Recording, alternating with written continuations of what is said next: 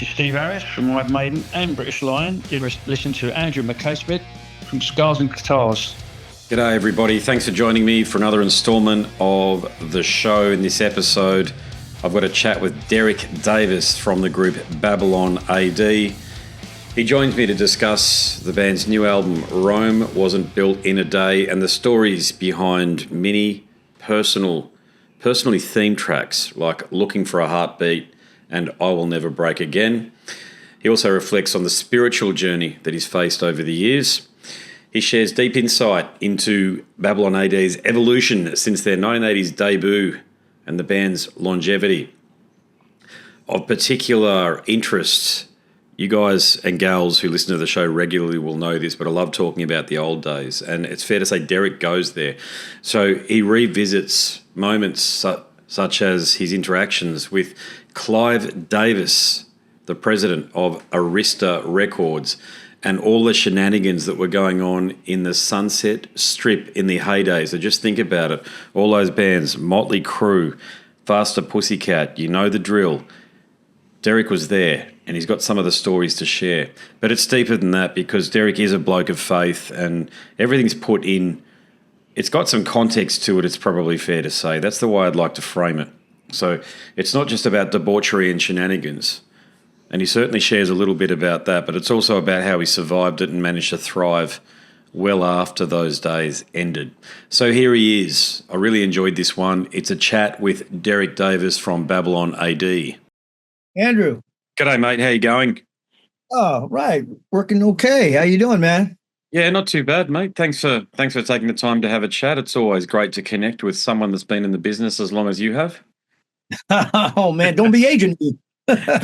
Trying not to, but it's I really enjoy these conversations with people that were around at the turn of the 80s into the 90s, and I was only a young fella back then, but it's an area that I think so many rock and metal fans have an interest in because of what happened, the transition period when grunge came in, and a lot of bands' careers just ended overnight. But here's the thing: here you are, all these decades later, you're still doing it.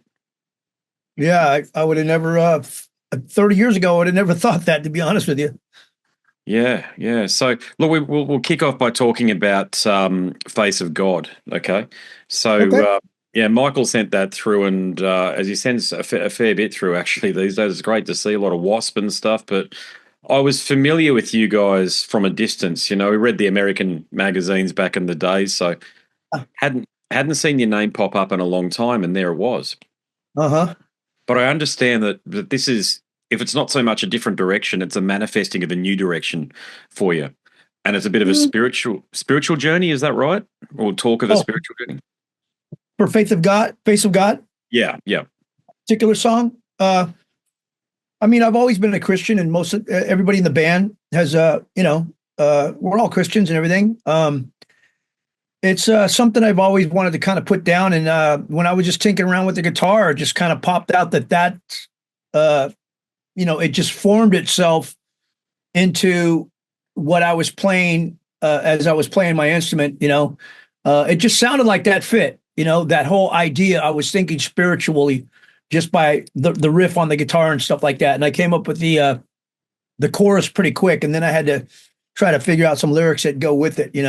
And plus, the way I was feeling and stuff, Yeah, gotcha. Mm-hmm. Yeah, I'm studying theology as my master's. So, oh, really?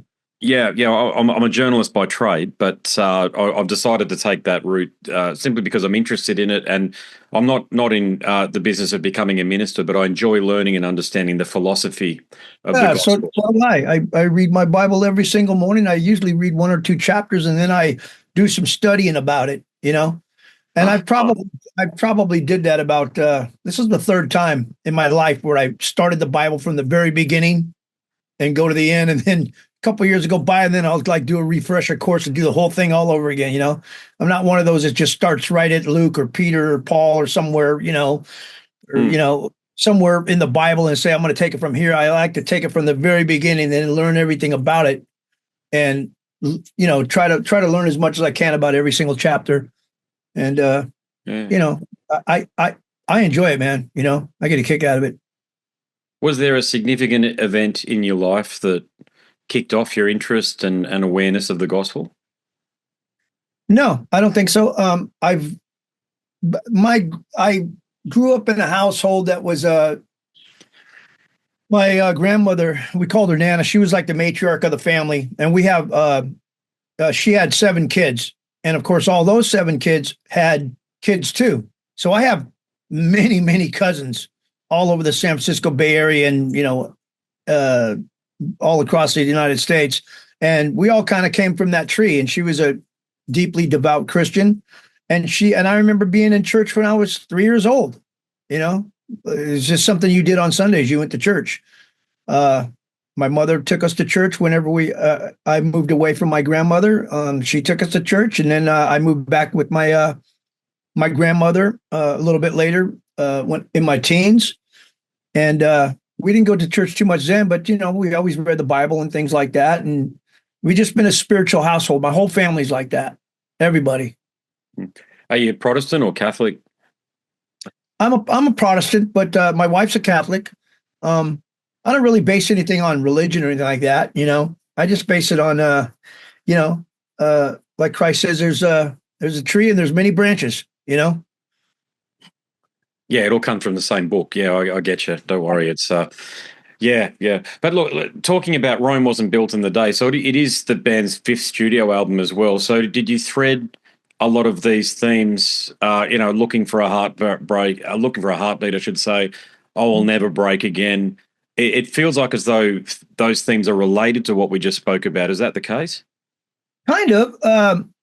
I think the song I wrote first for the album was written about 2 or 3 years ago. I didn't have all the lyrics, but I had the chorus and I had the melody and I had about half the lyrics, and I didn't know if I was going to be able to finish it. But Rome Wasn't Built in a Day was the title, and all the lyrics just started flowing from that. Even Face of God was written, maybe a year or two after that. But when those 2 songs got connected, then all my lyrical content seemed to flow in a certain direction.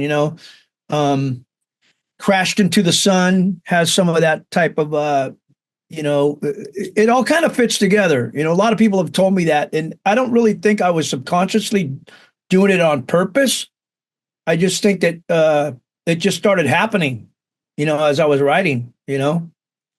The singles have resonated, though, haven't they? So Wrecking Machine and Rome Wasn't Built in a Day, the single itself, they've performed very well. Was that anticipated for you? I mean, this far into the career, did you think that it was possible for you to have an impact again on the charts?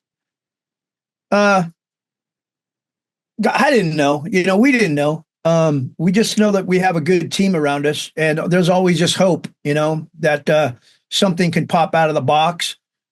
We just released Sometimes Love Is Hell was our 3rd single, and that came out about 3 or 4 months ago. That did very well too. And now Face of God just came out like last week. So hopefully that could, keep generating interest in the band, and we can keep moving forward. And we're already writing new material for the next album, Okay. And we're going to try to put that out. Yeah, we're trying to put that out next year, say August or so. That's our target date. We have plenty of music written, and I'm just writing lyrics to a lot of different stuff and coming up with different musical ideas and stuff like that. And we hope to be in the studio in March, laying down the drum tracks, in April doing the guitar tracks, and then I'll do the vocals, and we'll start the mixing. We've got everything kind of like on a schedule, Mm. And that's great.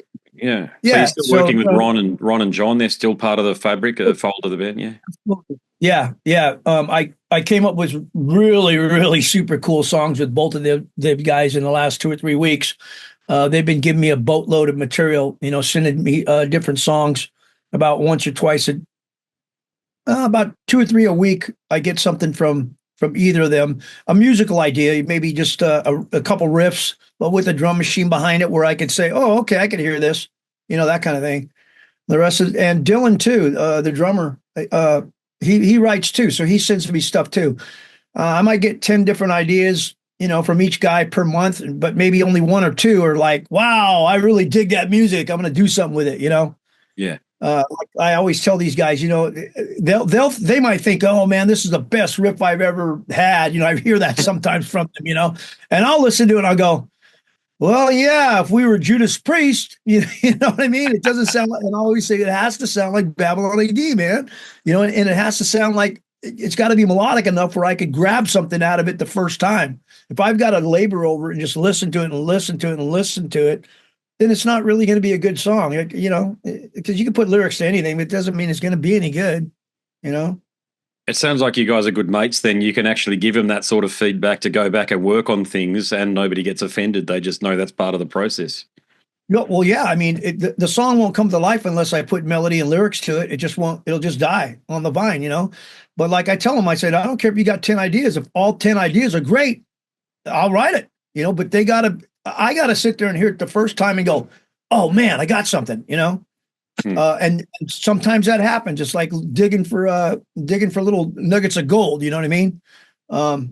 John Matthew just gave me 2 ideas last week, and the first idea I listened to it, I went, I didn't like it at all. So in my mind, I was thinking the next idea is going to suck too, right? And all of a sudden, within like 30 seconds of the next song, I went, whoa, this is pretty cool. And by the time it was, got to like where probably the chorus would be, because I got to kind of put it together, but usually there's 2 or 3 pieces. Then I went, whoa, okay, I got something here, man. I got it. You know what I mean? And I was already singing melodies in my head, throw my phone on, start singing the melodies. Oh, wow, I got an idea for a title, That's how I know it's going to be a good song. If right off the bat, I could start singing to it and putting melody to it, and it speaks to me that way, then I think other people gravitate to it too. If it was that easy for me to pick out stuff out of the music, another person just listening to this thing, they might be able to do the same thing, Mm. How have they been translating to the live arena?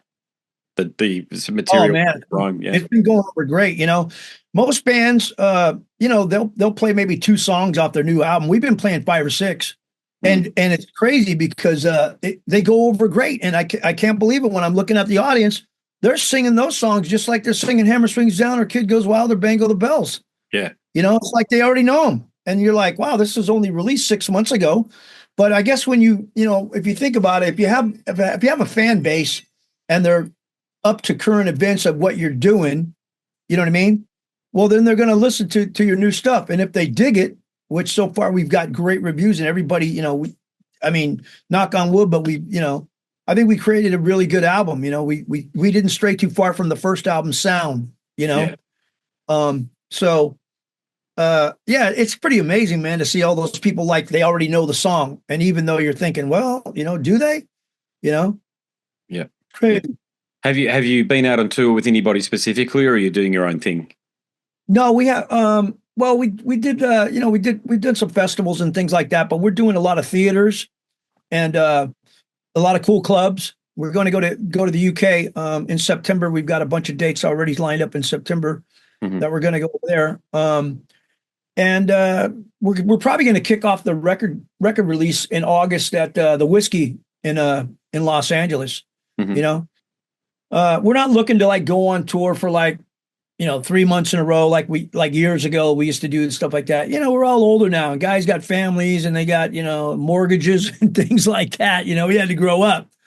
So it's just like the best hobby and the coolest thing to do. Yeah, for us. Awesome. Yeah, mate, you're the 1% of the 1% being able to do it. Yeah, it's crazy, man, that we're still able to do it, and we're all still friends. And we were just at our studio yesterday practicing, and it was just we practice every weekend. We get together, and sometimes we don't practice that much. We just sit around and bullshit for an hour or 2. You know what I mean? Yeah, so it's really cool. I'm like so I get it. That's cool. Yeah. Look, you've already mentioned the song "Bango the Bells," but these are the big hits that you had back in the 80s and early 90s as well. So, when you look back over part of that journey, do you feel as though it's been a natural evolution for the band, or do you feel as though you've been forced to react to market forces and trends and that sort of thing? Kind of both, technology has changed so much, and the record companies have changed so much that it's just so different than it was before, man. When we first got signed, we signed a $10 million deal. That sounds crazy now, right? That just sounds crazy. But and nowadays, heck, man, you get a record deal for $10,000. You know, but you're doing the recording for around $10,000 versus $200,000, which you do back in the day if you're working with Tom Werman or somebody like that. You know, so it's changed. In a way, I think it's a double-edged sword. I think that the social media, Instagram, Facebook, all this other kind of stuff kind of help bands like us, LA Guns and Faster Pussycat, whoever it may be, keep us on the scene, kind of like, a lot of people stay in touch that way. And I don't think if that didn't exist, maybe we wouldn't be here. Maybe most of the bands wouldn't have anything to say, because how would they know we got anything out there, without a record company pushing you to the public? You know what I'm saying? Absolutely. I do know exactly what you're saying. Yeah, it's the paradox of it. Yeah, or exactly what you're doing. I mean, I don't know what you were doing 20 years ago or 10 years ago or whatever, but I feel that there's a resurgence in the last 4 or 5 years of bands like us. And I've done a lot of interviews in the last 6 months or so, and it seems like there's more and more people that are gravitating to it, and even younger kids are gravitating to it. When we play some concerts, I'm always amazed. You see the people around our age, but I'm always amazed to see some people that look like they're 20, 18, 19 years old, and they'll come up to me and they'll get my autograph or a t-shirt, and you're thinking, man, this is crazy. This is just a kid to me. You know what I mean? Yeah. But they were newly discovered. So it's something new to them, Who knows how and how things may have evolved. But one thing I can say for sure is if it was left to the mainstream left-wing media establishment, rock and metal would be absolutely dead. It would no longer exist. You're right. Absolutely.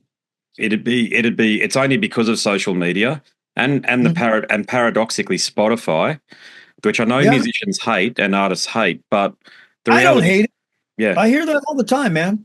I hear that all the time. That you hate Spotify. If it wasn't for Spotify, like you said, that's part of the social media, right? Mm-hmm. Yep.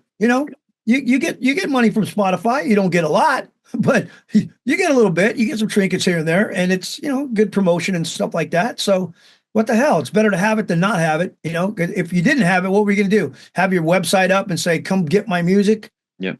No, there's going to be very few people that are going to look up Babylon A.D. and go to that website to go get the music.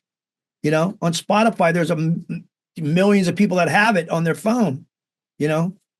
So all Spotify does is open the door for artists. It's not the thing, it opens the door for you to go to tour, even places like here in Australia, certainly England, the way you've written, when you've mentioned there, and how else do we consume, media on these devices? How else are we supposed to? It's going to the website. If it's clunky, we don't do it.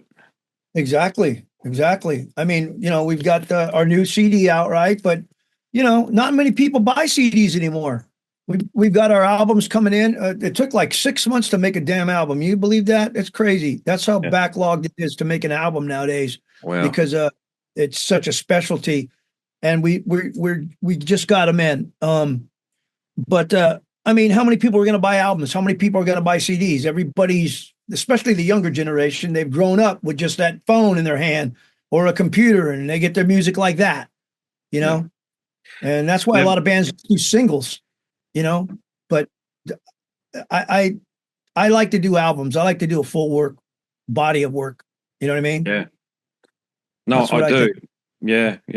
What would you say has been the most rewarding aspect of your journey so far as an artist and a musician? Well, I think just being able to be creative, sitting here in my studio every single day, just creating stuff.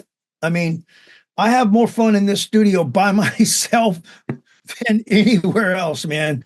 I don't care where I go or what I do. Even a show, man. I have more fun in here because I'm just creating. I'm thinking of sounds. I'm trying different aspects and things. I'm writing songs and different types of songs that'll never see the light of day on a Babylon A.D. album, but they'll be somewhere sometime whenever I feel it's right. So for me, it's just a creativity that keeps me going. And at the same time, I know I'm way better than I was when I was a kid singing Bangle the Bells for the, on the record. I remember I used to struggle trying to sing those notes, and I used to struggle whenever I was in the recording studio. It could take me half a day to sing a song. Nowadays, I sing a song in 45 minutes, just like that. You know what I mean? I'm just a lot more professional. I think my voice is a lot better. I'm a better songwriter, better lyricist. That's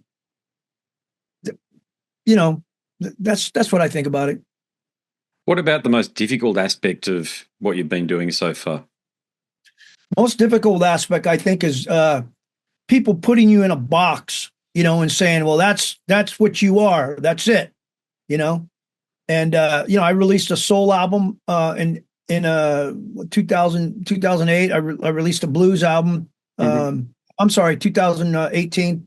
Released a blues album 2021. Like blues rock. The other one was like soul rock. But they were great. It's good shit, man. You know what I mean? Babylon. There was a lot of Babylon fans that found out about it, and they would say, "Wow, this is different, but I like it." It's crazy that I like this stuff. You know what I mean? But it's to try to get people acknowledge that you have something different than just Babylon A.D. is really hard. And it's even hard for Babylon A.D. to get recognized again. You get pigeonholed at, oh, that's that band from 1989, that kind of thing. But we still have more to say. I do, you know what I mean? And more to do. And I never try to like hash the same licks over and over again, or the same exact formula or whatever. I'm always trying something different,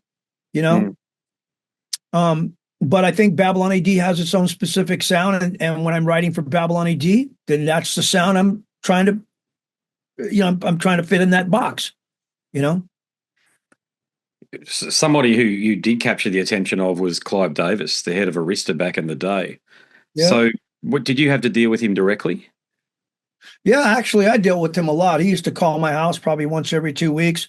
He'd fly me out to New York, and I'd sit in A&R sessions and things like that with all the A&R guys. I had to keep my mouth shut sometimes because I could tell they get pissed off at me if I said, like, I'm not sure about that song, but maybe it was a song they were pitching to Clive. You know what I mean? Yeah. And then when Clive would ask me, like, hey, what do you think about this? In front of them, I'd be like, oh, shit.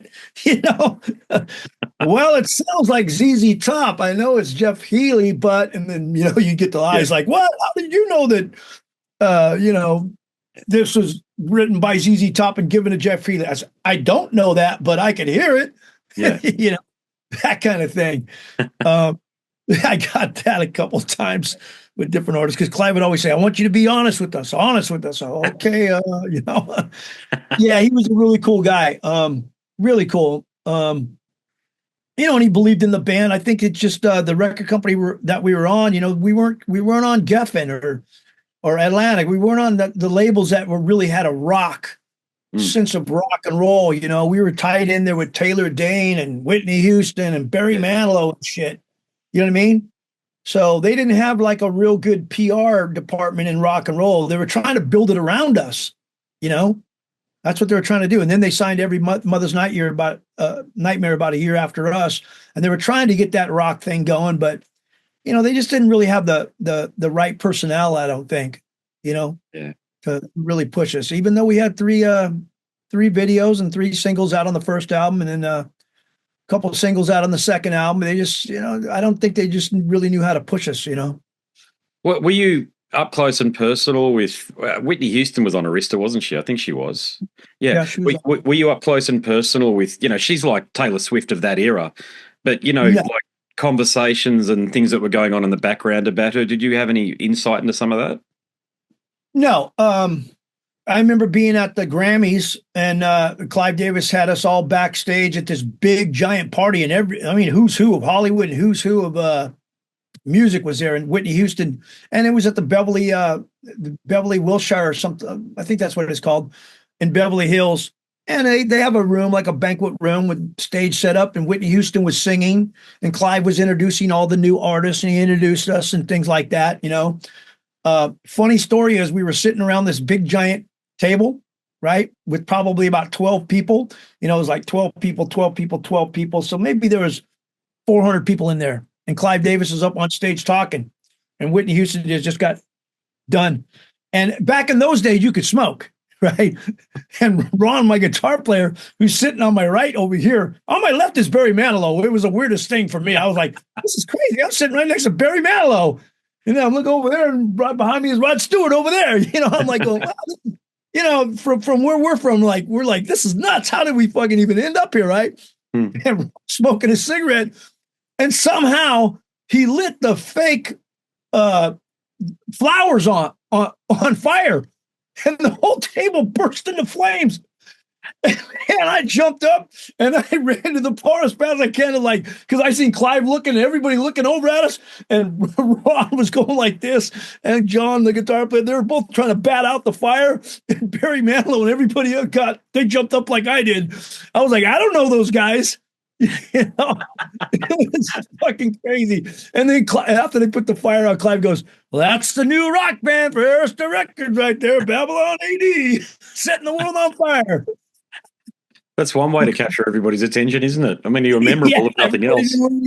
After that, they all knew who we were. It was funny.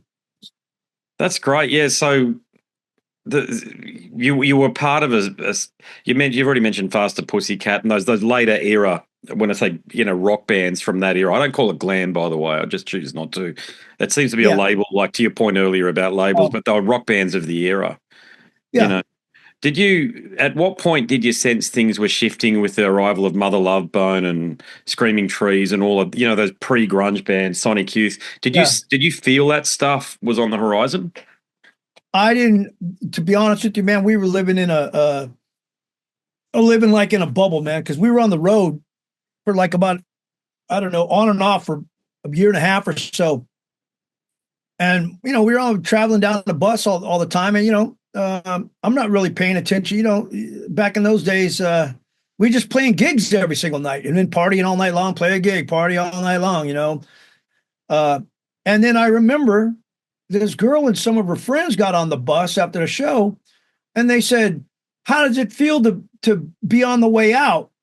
And we were kind of looking at her like, what the fuck is she talking about? She goes, well, you guys are classified as a hair band now. And I was thinking to myself, what the fuck is she talking about? What's a hair band? And I was like, what's a hair band? Like people that have long hair? She goes, you guys are classified as a hair band now, and MTV's not going to play you no more. We're like, who said that? It was like fans knew before we did. Yeah. You know what I mean? We were totally clueless. It's because we've been on the road for so long. We weren't plugged into like watching TV every day in the news or MTV. We weren't paying attention, So that's how we found out. But I remember being in the studio when Nirvana came out with their with that video where they're all jumping around and everything. Yeah. That was a great video, man. I was shit, man. I was watching it in the studio. I was like, man, this is good. This is cool shit. I had no clue that that they were going to be called something different. I mean, they had long hair, so how come they're not a hair metal band? Yeah. One thing I could think of after a while was like, oh, I get it. You don't play lead guitar if you're in a grunge band. Because I even remember, if I remember right, Metallica came up with an album around that time, right after, and they didn't have any leads hardly at all on one of the records. Do you remember that? It was like, what the? Yeah, and all of a sudden, like, shifted a lot. My guys were talking about, should we put a lead in this song? I was like, what are you talking about, man? Yeah. Yeah, well, certainly on Sandanga, Metallica, there was no leads at all. That was a decade after that, but that was in the new metal era. So, look, guitar solos and actual playing, in terms of its impact on the mainstream, disappeared for about a decade, from 91 to about 2001. When? Yeah, that's like, well, if you're George Lynch, man, we don't like you no more. It was like, what? Crazy. Yeah, I've had a really solid conversation about this topic with George, actually. And when he came out with like a Rage Against the Machine Limp Bizkit style album, and fans this was in 1999, and his fans, who are Dokken fans, as you can appreciate, and guitar aficionados, were throwing stuff and yelling at them to fucking play Dokken songs and stuff rather than this other stuff he's doing. And he had to switch halfway through with these guys that probably look like they should have been in Korn. If you see a photo of it, you see the outfits that they're wearing. They've got that stuff from the era on, and they're playing this rap rock stuff, and then they switch to playing Dokken stuff because that's the audience. So he just misread what his audience would appreciate. Well, you know what? Too, what the record companies used to do too is, they'd pigeonhole you into something, and all of a sudden be like, oh, well, this band's popular now. maybe you guys should dress like them more or whatever. You're like, what? Can we just dress like ourselves? Well, this band's popular, so dress like them. Or you know what I mean? They try to tell you shit like that, the PR department and stuff. You're like, fuck you, man. Just let me be myself. I got signed by being myself. Yeah. You know what I mean?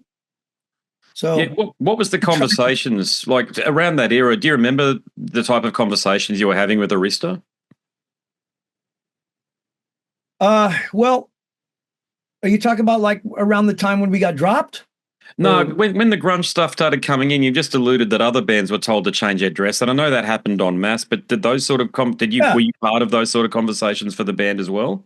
Yeah, I had a couple of those conversations. Maybe you guys should cut your hair. Maybe you should do this, blah, blah, blah. Maybe you should put on plaid shirts on or whatever. That's what everybody's doing now.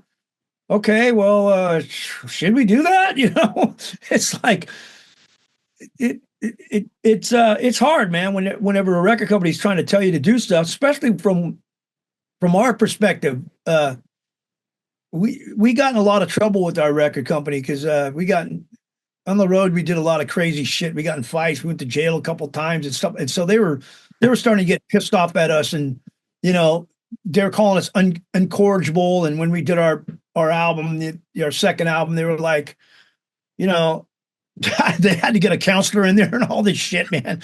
Long story, but you know, we were like, I know it kind of goes to your head. You know, you start living like a fucking rock star. You know, everybody's telling you one. You know, everybody's telling you, hey, you're great, this and that. So you start believing this shit. You know, you're partying all day and you know drinking all night long and screwing your brains out and just you know and we lived in Hollywood. You know, so I mean, when the record company starts telling you what to do, after a while you start resenting it. Like, fuck you, I ain't gonna listen to you.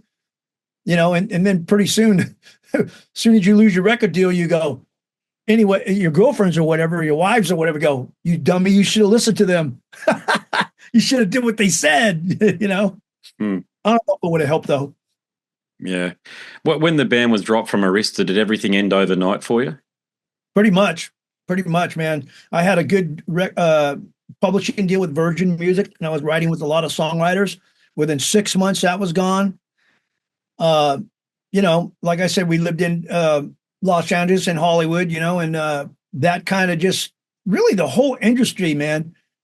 You could go down to Sunset Strip now on a Friday or Saturday night, and there'd be hardly nobody there. And I'd say, let's say that's 93, summer of 93, around that time.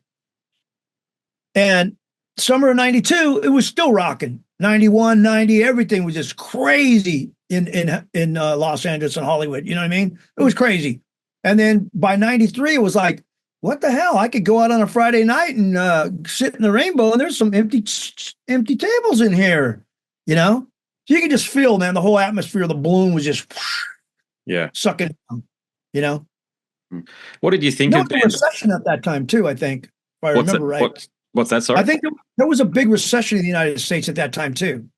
You're right. Yeah, well, interest rates here in Australia were up around about 17% too on a home loan. So yeah, there was a few things that coalesced. So people weren't going out more, and they were. I think by that stage too, what is less discussed about that era is that hi-fi systems had become so sophisticated that people wanted to stay home and have home parties at that time as well. Do you remember the interchangeable CD thing, and they could leave a CD on? Even up to 20 of them, I think, was the big one that you could buy. There was and it changed the dynamic of everything. And I don't know why people haven't talked about that shift in technology a lot, where they talk about the shift in the changing of the sound, because then all of a sudden it just people wanted new things because they had a new technology to use as well.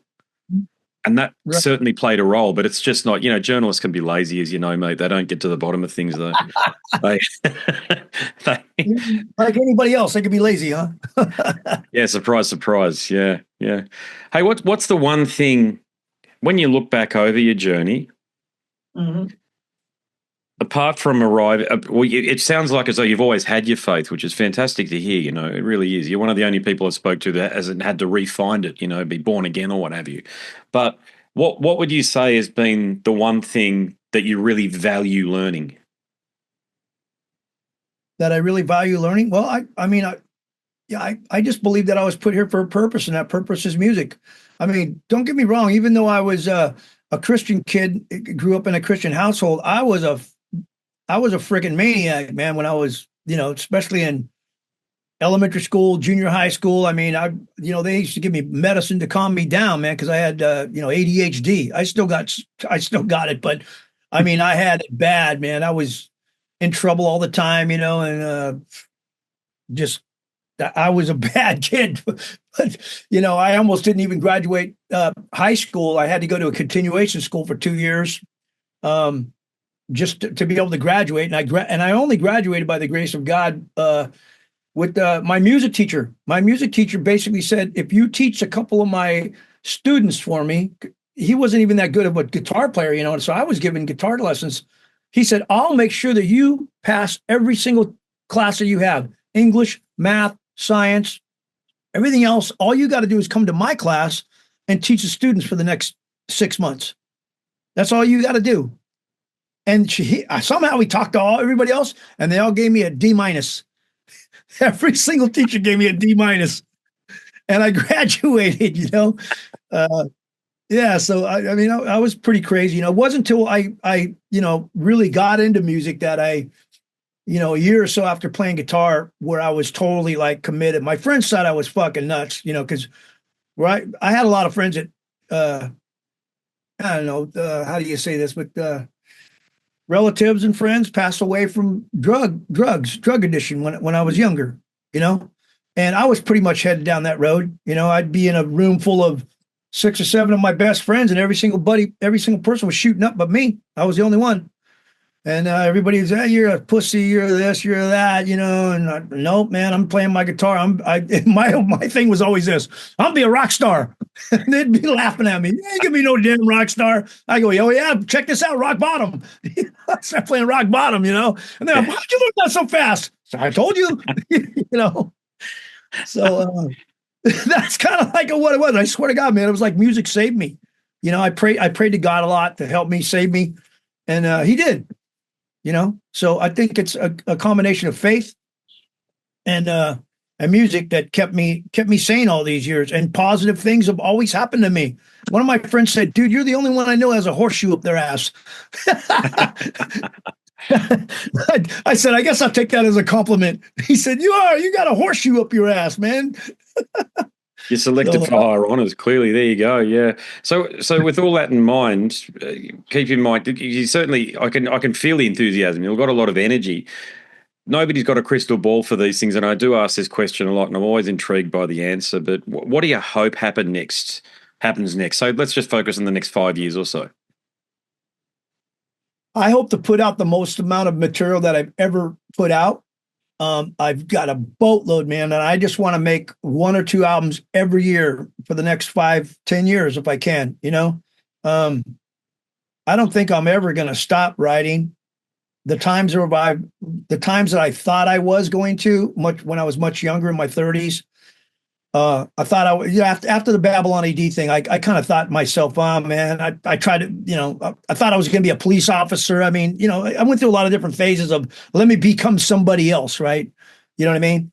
But I always gravitated to music again. But I've got a treasure trove of music and new music ideas right now that are just sitting here waiting to get out, on my recorders. And so it's all a matter of the timing of where goes what comes next. Is a Babylon A.D. in August, and it'll probably be one of my albums. It'll probably be I'm writing with Dan De La Rosa, the other guitar player from Babylon A.D. that was in the band for years. I'm doing a project with him. I've got a soul project going. I mean, I got a lot of stuff going on, and I want to just keep on moving, and keep on doing, and keep on going. You know what I mean? That's my goal, man. I mean, other people have goals in life. I mean, I see my friends and stuff like that, and my relatives, and they go golfing once a week or something, or they watch a lot of TV, or they're into sports, But for me, man, it's just music. Yeah. Pretty much night and day. I'm always thinking of ideas, and I got my phone with me so quick, don't forget that, Yeah, same actually. Yeah, thank God for iPhones and the memo feature, right? You can always just Yeah. I lost a lot of shit over the years thinking that I could go to sleep, and then as I'm dreaming, I'm not going to forget this lyric. I'm not going to forget this one. I'm not going to forget this melody. I wake up in the morning, God damn it, what was that melody and the lyric I had? I know it was good, because a lot of times I have ideas while I'm sleeping, like half asleep, half awake. Yeah, And absolutely. a lot of times I get a lot of ideas. And if I don't get up and put it on my recorder, man, I 9 times out of 10, I'll forget it. Yeah, can relate. Yeah. Well, look, you got as much wisdom and like a story. You've actually got a story to tell, like a compelling story. The key word is compelling when I say that. So, do you ever think you'll release and I'm talking about a biography. A lot of bands, I ask this question a lot, and I think the question's misinterpreted. Yeah, I'll write a history of the band. I'm not talking about that. I'm talking about you personally and your personal story. Do you think you'll bring that to life one day? I don't know if I have um, the willpower to walk away from writing songs that long, because I would need somebody to take all my dictation down. I got so many stories. Everybody always tells me that. So many of you say that, man, you got to write all these stories you got, because I have hundreds of stories, that are mainly related with crazy shit. But that's what we love reading about. That's what we as fans love hearing about. I got to get somebody to either be able to. I'm just time, man. My wife thinks I'm crazy. I get up in the morning, all of a sudden I have my whole day planned, and yep, you already got all your goals. Like, man, I gotta have goals all day long. Every moment of the day, I gotta have a goal to get to I gotta keep going forward and forward and forward. And I think if I sat and tried to write a book or something like that, man, I'd spend a lot of time away from writing songs, So like I said, I would need somebody just to be able to, like you, let me just tell you, this story, whatever. You could do the writing for me, because I don't get the time, you know what I mean? Just get it. I'm a ghostwriter. That's why I ask the question a lot. I've done it before. I've done it a few times now. And oh, really? Wow. Yeah, I don't. And I've just I finished it a while ago, but we're going through the editing process now. A black metal musician. He's not Norwegian, but he played a key role in the rise of black metal in Norway. And I've just written his book, and the stories, they're all there. And as I explained to him, as I say to you now, is the fear that I personally have about all of this is, like, you have the stories, you were there, like that story about the Whitney Houston performance and the table almost going up in flames. I mean, you've probably got thousands of micro stories like that. Every page, but every page would be full of it. Yeah, but the thing is, we've all got a certain amount of time on this planet, right? And sometimes we can lose our facilities before that, unfortunately. And I fear that we're going to lose all of these wonderful stories that are really enriching and really enlivening for people to read about. Yeah, it's strange that you kind of say that, because the books that I read are all, I'd say 99% of them are biographies, either on like movie stars or rock stars or whoever, Bob Dylan or James Dean. I mean, I only read autobiographies or biographies on people, because I'm the same way. I like to hear the stories of, fiction and all this other kind of stuff. Really, I could watch a movie for that. You know what I mean? But when I'm reading a book, I'd like to learn about Keith Richards. I'd like to know everything about Rod Stewart. I'd like to know everything about Sammy Hagar, or whoever it may be, Steven Tyler. I just read those books all the time, man. You know what I mean? Yeah, I'm the same. And the best ones are the ones like Sammy's, where it's not all good news, or Dee Snider's, where they're honest with the audience. Yeah, those are the best ones. Why do you want to, especially when you get a little bit older, you just got to tell the truth. You know what I mean? You got nothing to hide, unless unless your wife was around, back then. Then you might have to hide something and say, that wasn't me, just looked like me. Yeah, I don't think John Bon Jovi's autobiography is going to come out anytime soon for that reason. I couldn't, because he was married all the way through that period. You know that? I know. Do you know Jack Pawnee? No, the songwriter. I don't. No, go for it. I wrote Hammer Swings Down. The Kid Goes Wild with him. Well, he was really good friends with John. When he played in the band with John before with Snake before Richie got in the band. And so they were really, they grew up together and stuff like that. And he had some good stories about John. He said, you can never tell him though. So I can't tell him, but I know there's some dirt out there. I think his former bodyguard released a book. I can't remember the fella's name now, but he was Evander Holyfield. His father used to spar with or manage Evander Holyfield, this British guy. And yeah, his book has a lot of it in it, though. Don't worry. He must have had a falling out with John or something, but he put it in there. But that's my point. Like, realistically, I don't think anybody cares on the judgment factor these days. We just want to read the stories because we're all fallible and we've all made mistakes. And if you're a rock star and all of that stuff's up on a platter, who are any of us as fans to judge the person who partakes in that? Well, for me, it was kind of a struggle, being a Christian, all that stuff being thrown in your face all the time.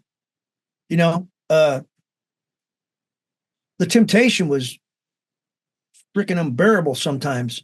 You know what I mean? And knowing that I'm not supposed to be doing this, it was really hard, when we were at our peak, but now that I'm older, you learn from your mistakes. You got to just try to forgive yourself for not doing what the Lord wanted you to do at that time, The only one vice that I've noticed across almost 1,000 conversations that has a significantly destructive effect, and I'm talking en masse, you'd think it'd be heroin or crack or whatever, it's alcohol. How did you avoid the pitfalls of alcohol? I still have a drink about every other night or something like that, some whiskey or whatever, but I've never been like a drunk or anything like that. Yeah. Never had. No, I've been drunk a few times, but I've never been a fall down stupid ass drunk. And a lot of people just can't handle their alcohol. I've got friends and relatives that, man, they drink 3 drinks and they turn into somebody else. You're like, damn, man, what happened to you? And I think that it becomes a crutch for some people, but you're right. Alcohol is probably one of the most destructive things that people fall into. It's so easy to come by and so easy to get screwed up, Yeah. I still drink, but I've just never been a drunk though. You know what I mean? Yeah, and you're not fucked up. As I say, I've spoken to tons of people at the moment, and you can tell when people have got they've been psychologically and their health has been affected by alcohol. It's not the case with you. You might drink occasionally, but it's not a part of your being like it is with some people. And you're in an environment where it was on tap 24. Like the famous photos of Slash with how many promotional images did Slash have with a Jack Daniels bottle in his hand? It was mythologized. And we as young, especially, you probably know enough about Australia to know we've got a terrible drinking culture here, binge drinking culture. It's just about getting as pissed as you possibly can, as quickly as you can, and holding it. And I did it for a while too, but eventually you give up because your health starts to be affected, and you're in your 40s. So what are you going to do? Keep drinking and die, or give up? You got to stop slowing sometime. Yeah, but it doesn't. But so you're on the road and you got a lot of time on your hands. Airport departure lounges, long bus rides in nightliners and stuff like that. You were never a drunk. You were able to get around that. Well, I wasn't saying that I didn't party with everybody. I never smoked dope. I never did any kind of I didn't do any of the white substance or whatever. Some of the band members would dabble in that. A couple of times I busted them on the back of they knew me as I was anti-drug. For me, it was like, dope is for dopes. That's what I used to tell them. A couple of times I went to the back of the bus and I seen Rob, our bass player, and maybe a couple roadies or whatever, snorting some coke. Shit, I threw the shit out the window. Stood up, let's go, man. You want to fight over it? Let's go. I'll beat your ass. You know what I mean? And he'd be like, God damn it, you ruined my party. Well, you shouldn't be doing that shit. I told you, man, there's no dope in this band, that kind of thing. But we'd have a case of beer every night after the show. So, I'd probably have 4 or 5 beers. By the time 3 o'clock rolls around, you go to sleep, But I was never stumbling drunk and all that other shit. I didn't drink any whiskey or any of that kind of stuff at the time, tequila, nothing. I just drank. Usually just, you were so hot when you got off stage, man, you're sweating like a pig. Yeah. Took you about 3 beers just to cool yourself down, Yeah. So, I don't think we really had too much of a problem with that. It started to become a problem a couple times, but I kind of nipped it in the bud, Yeah. Did you have to kick anybody out of the band for substances and that sort of thing? Well, actually, we did. I'm not saying kick someone out of the band. It's hard to explain it like that. But, John Matthews was in our band when we got a record deal. And he was an original member. Me, him, and Jamie put the band together. But when we got to LA and you start living that hedonistic lifestyle, you're talking about alcohol. That's what happened to him. He was drinking so much, I'm talking like 10, 15 hours a day, night, whatever, that he couldn't even function. He'd come to the recording studio and it'd be like, well, we just wasted $3,000 on guitar parts because you're so fucked up you can't play them. And the record company A&R guy was shook up. The producer was all shook up, saying, "You guys are blowing money. This is bullshit. You got to get your shit together." Now, John was the worst. Everybody else had a little bit of dabbling in the shit, drinking that much, but John was just like off the hook.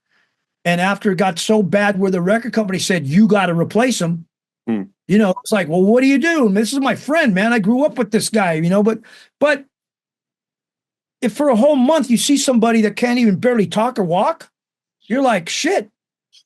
If we're going to become a big band or even go on from even recording, what's going to happen then?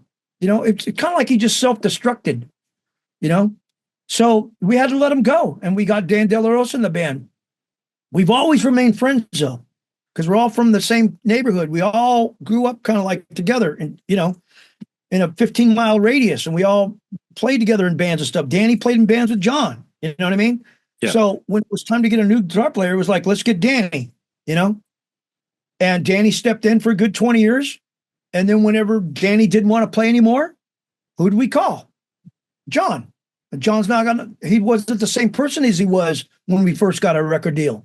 You know what I mean? Think about it. We're down in Hollywood, living at the St. James, right on the Hollywood Strip, and right down the street, walking distance is the Rainbow and the Whiskey, and the Roxy and shit. We're down there every single freaking night, And then pretty soon I stopped going down there, and then they kept doing it, over and over and over, like for a freaking year. You know what I mean? They're hanging out with Lemmy and telling me all these stories every night. I'm saying that's cool, and I'm home writing songs and watching TV. You know what I mean? And so it was hard. It was hard for the rest of the guys, I think, because you just get, man, at that time, it was just like, go, go, go, go, go, man, party, party, party. Yeah. That's just the way it was, And we kind of brought that with us from the Bay Area. We were like that even in the Bay Area. We were known for like the craziest party band around. You know what I mean? But, you get 5 guys, and then you get 4 or 5 guys in your road crew, and you all grew up together as friends since like elementary school or something. It's like a gang, basically. You go to Taco Bell and you get in fights with people. It's just crazy shit because you're basically a gang, but you got a record deal somehow, That's how it was, man. Did you ever think about going, especially being from the Bay Area, which is famous for Testament, Exodus, all these fantastic bands? I just spoke to Chuck Billy the other day, and Chuck.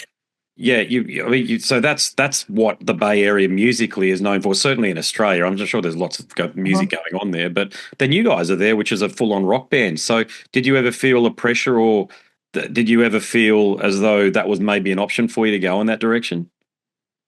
Never thought about it at all. Never crossed my mind at all. Chuck Billy used to come out and see us play like at clubs and shit like that, bars, stuff like that. And he used to play soccer with Ron, guitar, and we used to play softball games every Sunday.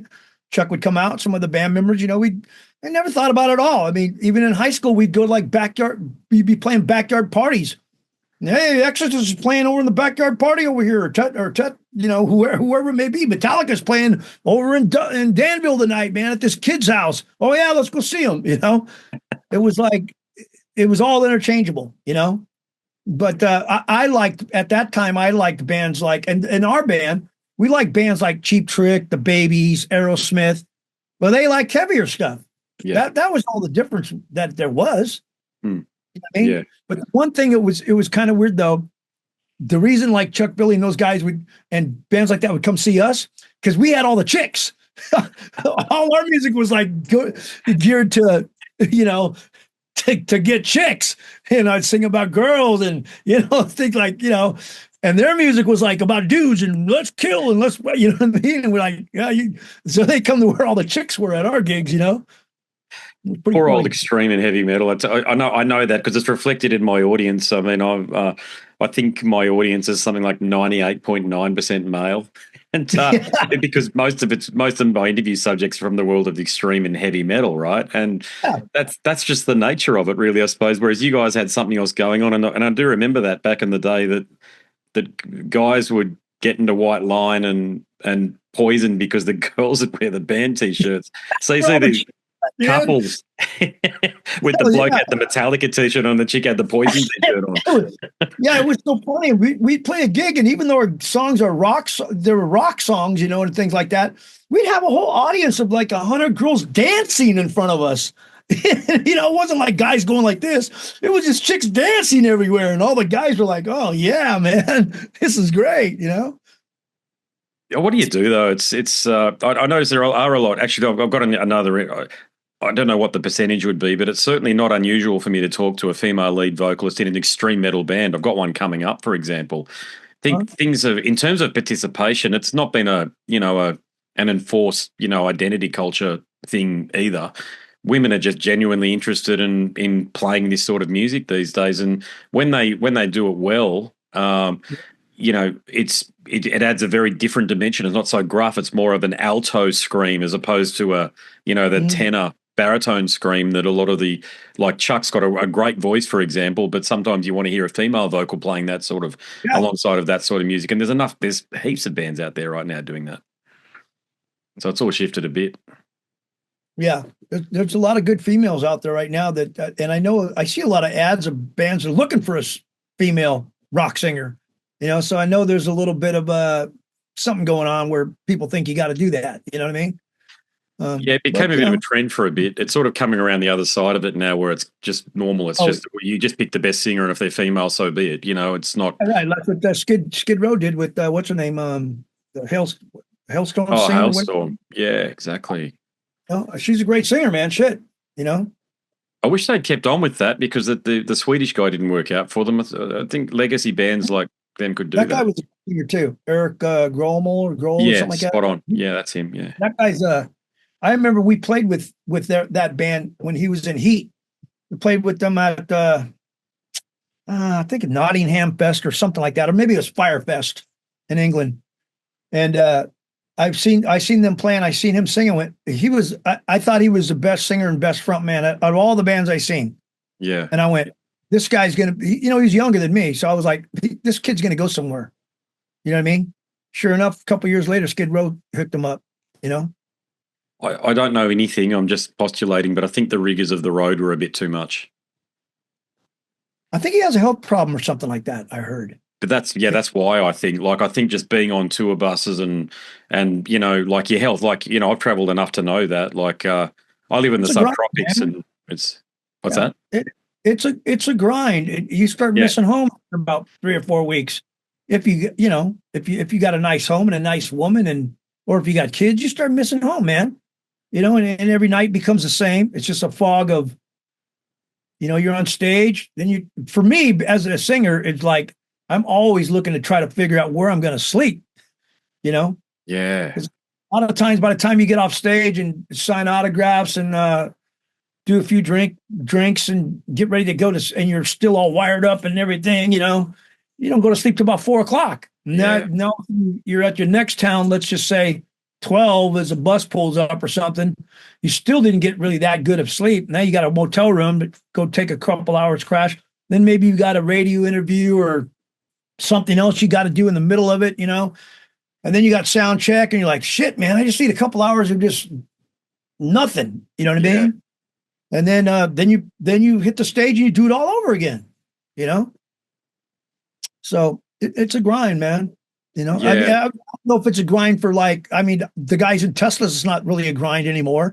You know what I mean? Or Motley Crue is really not a grind anymore. They don't party like they used to, and they don't go 100% anymore. You know what I mean? It's like, okay, we did our show. Now let's go back to the bus, get on the bus, go to sleep and watch TV and read books.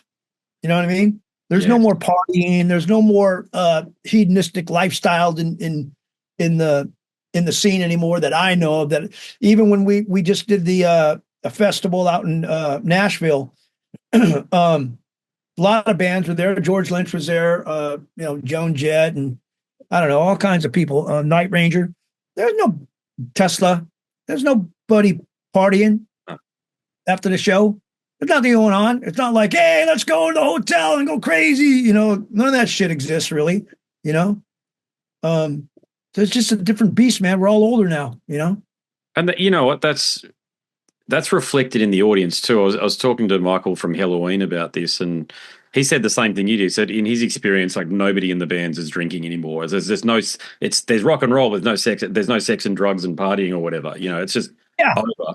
And I said, look, we talked about it, and I saw just from anecdotally, just from going to shows here in Brisbane, the bigger ones like Mr. Bungle or whatever it might be. You'll get like a hardcore 5 to 10% that'll get so drunk they're vomiting or high or whatever, and you can see them stumbling around. But the other 90% are like me; they're not drinking. They're just there. They're just there doing their thing, and because we've all got lives the next day, kids to go home to, and everything's got to sort of kick off. And if you imagine being hungover on a Wednesday morning and you got a work meeting on at 9 o'clock, and you got to be in the office, can you imagine that? It used to happen all the time. But imagine that at our age now. That's what I'm saying. Imagine that over. Oh, fuck no. No. No way. It would be brutal. And I think we've collectively, we've all arrived, which is another point, which is that I really would love to see venues shift their model, because here in Brisbane and Australia in general, nobody's drinking anymore, blah, blah, blah. We can't afford to keep the doors open because they say that they only make money when people are getting pissed. Right. And it's like, but people aren't getting drunk anymore. And when you go out, it's just. Yeah. So how are they going to address that? It's because it can't all be about festivals. Yeah, that'd be tough. Hard. You serve drinks. No one's playing drinks. Man, they're all like me, and they're having I have noticed the price of basic Coke and lemonade go up to about $8 or $9 Australian. Like, just it's like the cost of it. So they're making their money back on basic bloody soft drinks, So yeah, it's crazy. Yeah. But mate, do you think you'll ever get down here? Is there ever, I know you probably want to come down here, but is there significant plans, or has there ever been to come down? A couple times we've been approached, but the problem is, getting that far away, you need several shows. You can't just do one show unless it's a huge festival or something like that. But you need several shows, and we've been offered shows in the past, but it's been like one show, and then the booking agent tries to get a couple other shows somewhere else here, somewhere that so that the band can make enough money to travel and at least break even when you come back. But it just has never got that far. I mean, we're going to do the UK, we're going to play Greece, we're going to play England, Belgium, Germany, but that's a little bit closer than from where you're at. You know what I mean? And there's a lot of places to play still over in Europe. In the UK, there's a lot of places to play still. Yeah, I hear. Yeah. Well, look, it'd be great to see you down here. I hope it happens. In the fullness of time, these things may eventually happen, and it's a festival or whatever. It'd just be killer to see you down here, mate. So I want to, But if it happens, it happens. Love to do it, but I'm not really sure how it would happen unless, like I said, it's a big festival. You got to have enough money to fly all the way there, fly all the way back, hotel rooms, and a lot of stuff you got to do. I speak to a lot of bands that want to come out, but it just doesn't. There's only about realistic outside of the Live Nation bullshit. There's only 2 or 3 promoters that you're worth dealing with. That are credible, and that you'll have a you want to come down and actually enjoy yourself too is the other thing. If you're going to go that far, you might as well make a vacation of a week out of it or something. Absolutely, yeah, no doubt, yeah.